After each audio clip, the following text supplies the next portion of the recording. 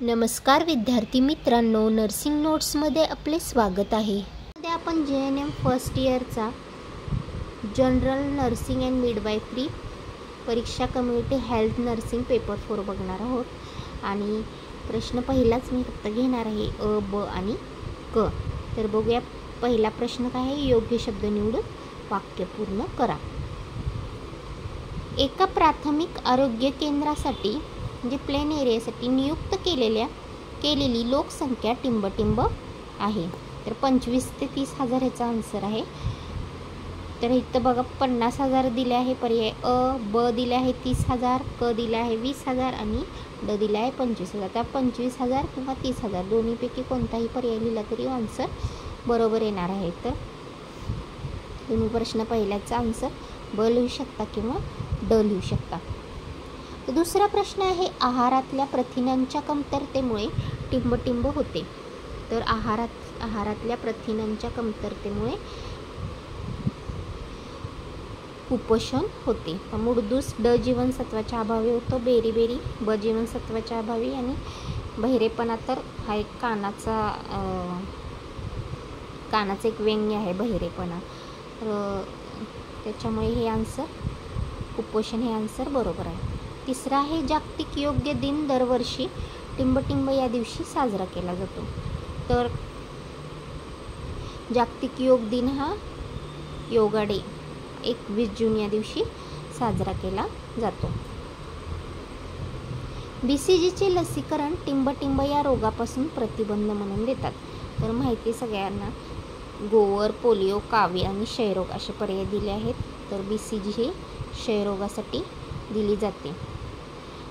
पाचवा आहे ॲनाफिलस जातीच्या डासांमुळे टिंबटिंब हा रोग होतो. तर ॲनाफिलस जातीच्या डासामुळे मलेरिया किंवा हिवताप हा रोग होतो. प्रश्न ब बघूया. जोड्या लावा. अ गट आणि ब गट दिलेला आहे. आवळा, तर आवळ्यामध्ये कोणतं जीवनसत्व असतं? क जीवनसत्व असतं. म्हणून प्रश्न 1चं उत्तर आहे पर्याय क्रमांक ड. दुसरा आहे गृहभेटी. गृहभेटीमध्ये काय माता आणि बाल आरोग्याचा कणा आहे. गृहभेटी घेऊन त्यांचे मातांचे आरोग्याविषयी चर्चा केली जाते, काही प्रश्न विचारले जातात आणि उपाययोजना केली जाते. म्हणून माता बाल आरोग्याचा कणा हे उत्तर बरोबर आहे. प्रश्न पर्याय क्रमांक क. भूगर्भातील पाणी असेल. भूगर्भातील पाणी हे खोल विहीर.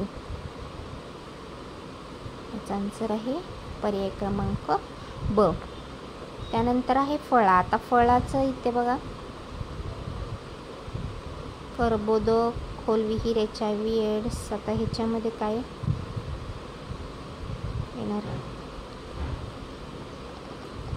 हे मला वाटते चुकून प्रिंट आऊट झाली असेल किंवा काहीतरी मिस्टेक झाली असेल. बघूया. पाचवा भात. भातामध्ये काय असतं? आता ह्याचं राहिले काय HIV एड्स आणि कर्बोदक. आता भातामध्ये कर्बोदक असते म्हणून याचा आन्सर आहे ई. आणि राहिलं काय HIV एड्स. आता हे उरलेला पर्याय आपण प्रश्नाच्या उत्तराला देऊ. झाले जोडायला ह्याचे सगळे आन्सर. आता बघूया आपण प्रश्न क. प्रश्न क आहे विधाने चुकी बरोबर लिहा. जागतिक आरोग्य दिन दरवर्षी 14 नोव्हेंबर रोजी साजरा केला जातो. तर याचं उत्तर आहे चूक. तर का जागतिक आरोग्य दिन दरवर्षी 7 एप्रिलला साजरा केला जातो. 14 नोव्हेंबरला बालदिन म्हणून साजरा केला. बरोबर. म्हणून जागतिक आरोग्य दिन दरवर्षी 7 एप्रिलला साजरा केला जातो. आणि हे विधान चूक आहे कारण मी दिले 14 नोव्हेंबर. 1 ग्रॅम मेदपासून 4 कॅलरीज मिळतात. तर ह्याचं पण आन्सर आहे चूक कारण 1 ग्रॅम मेद किंवा फॅटपासून 9 कॅलरीज मिळतात, म्हणून हे आन्सर ही पण चूक आहे. संसर्ग हा प्रामुख्याने जैववैद्यकीय कचऱ्यामुळे होतो. तर हे बरोबर आहे पर्याय. संसर्ग हा प्रामुख्याने जैववैद्यकीय म्हणजे फक्तच जैववैद्यकीय कचऱ्यामुळे होत नाही, आणि दुसरे पण गोष्टी कारणीभूत असतात, दुसरे पण घटक संसर्ग रोगासाठी कारणीभूत असतात. पण हे विधान पण बरोबर आहे. संसर्ग हा जैववैद्यकीय कचऱ्यामुळे पण होतो. त्याच्यामध्ये जैववैज्ञानिक कचरा आला कापड, सुया, रक्ताने माखलेले कपडे, सिरिंज, हा सगळा जैववैद्यकीय कचरा आहे, आणि याच्यामुळे पण संसर्ग होऊ शकतो. म्हणून याचं उत्तर आहे बरोबर. गृहभेट ही सामाजिक आरोग्य सेवेचे महत्त्वाचे कार्य आहे. तर बरोबर आहे, गृहभेटी दिल्या पाहिजे. त्याच्यामुळे पेशंटच्या अडचणी सोडवण्यास मदत होते, त्यांच्यावरती योग्य उपाययोजना करण्यात येते, माहिती मिळते. त्यामुळे गृहभेटी या सामाजिक आरोग्य सेवेचे महत्त्वाचे कार्य आहे, आणि हे विधान बरोबर आहे. आणि प्रतिबंध हाच उपाय, हेही विधान बरोबर आहे. कारण काही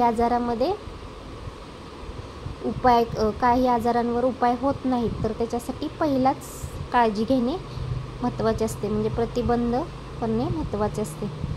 म्हणून प्रतिबंध हाच उपाय, हे आन्सर पण हे विधान पण बरोबर असं समजू शकतो. तर टिपा लिहा, आणि बाकीचे प्रश्न मी प्रयत्न करीन तुमच्यासाठी घेऊन येण्यासाठी. पण तोपर्यंत माझ्या चॅनलला लाईक, शेअर, सबस्क्राईब, कमेंट करायला विसरू नका. थँक्यू.